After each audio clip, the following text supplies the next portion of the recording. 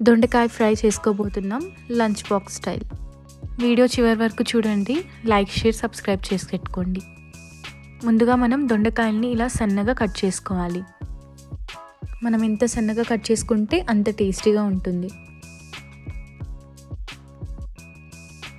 ఇప్పుడు మనం వీడియోలో ఎలా కట్ చేస్తున్నామో అంత సన్నగా కట్ చేసుకుంటే సరిపోతుంది.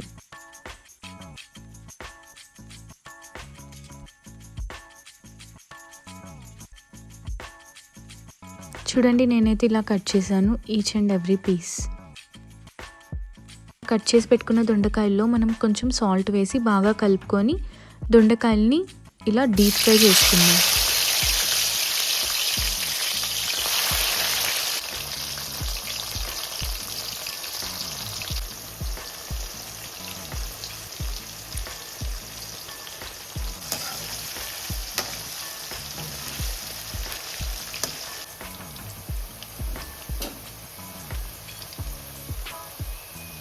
ఇప్పుడు మనం దొండకాయలు కొంచెం బ్రౌన్ కలర్లోకి టర్న్ అవుతున్నాయి అన్న టైంలోకి తీసేసుకుందాం ఆయిల్ నుండి.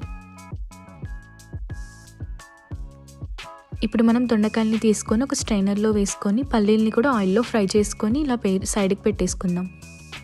ఇప్పుడు అదే ఆయిల్లో మనం కట్ చేసుకున్న ఆనియన్ని కూడా ఇలా ఫ్రై చేసుకొని గోల్డెన్ బ్రౌన్ వచ్చేంత వరకు ఉంచి తర్వాత తీసేద్దాం. ఇప్పుడు మనం ఈ మూడింటిని సైడ్ పెట్టుకొని పోపు వేసుకుందాం.